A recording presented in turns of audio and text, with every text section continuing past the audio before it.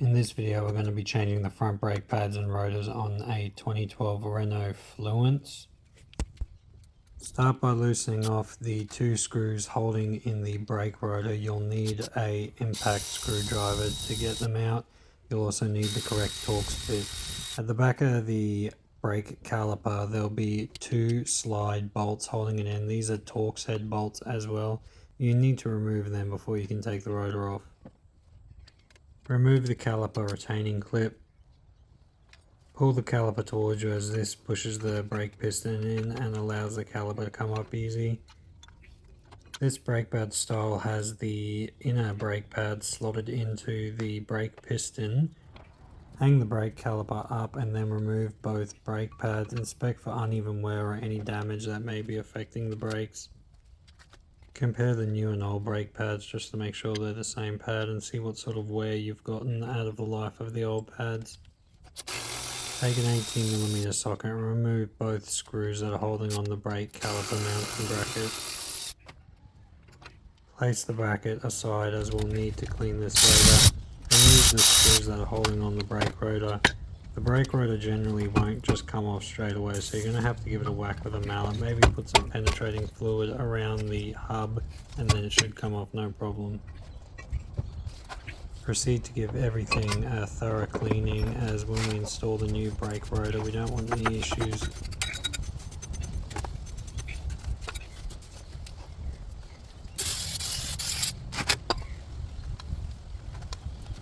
At this point it's a good idea to remove the ABS sensor and give it a clean, as it's probably covered in all sorts of grit and grime like this one was.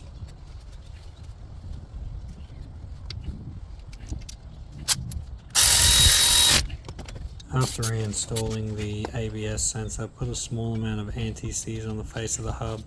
This just ensures in the future that the new brake rotor can come off easier for the next person. Spray the brake rotor down with some brake cleaner and wipe it down to get all the excess oils off that they put on in the manufacturing line.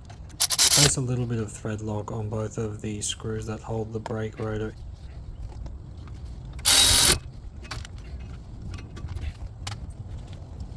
Give the brake caliper mounting bracket a thorough clean, as you want somewhere for the new brake dust to go.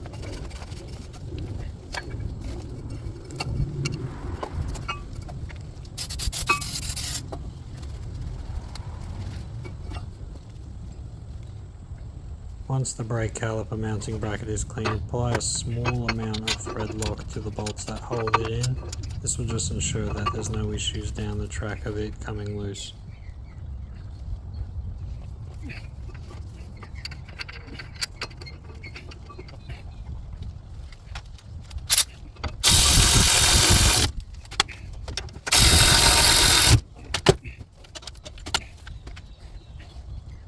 Apply a small amount of anti-seize or grease to the ends of the brake pads.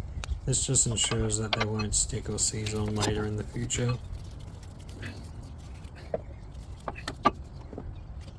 You'll need to compress the brake caliper in before you can install the inner pad.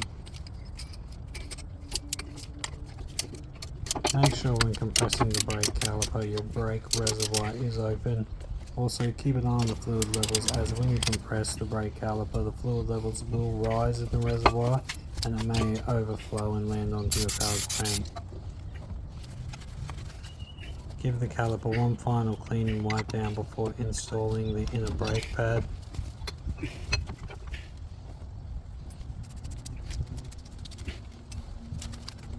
Clean the brake caliper slides and add a small amount of anti-seize or grease.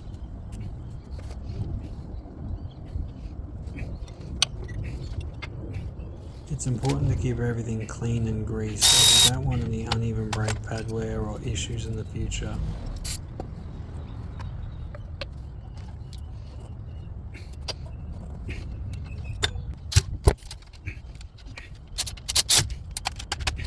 Clean and reinstall the caliper retaining clip.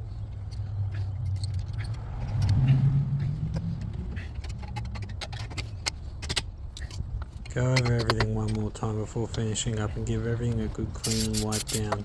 If you like this video, please give me a follow, share and like. Thank you.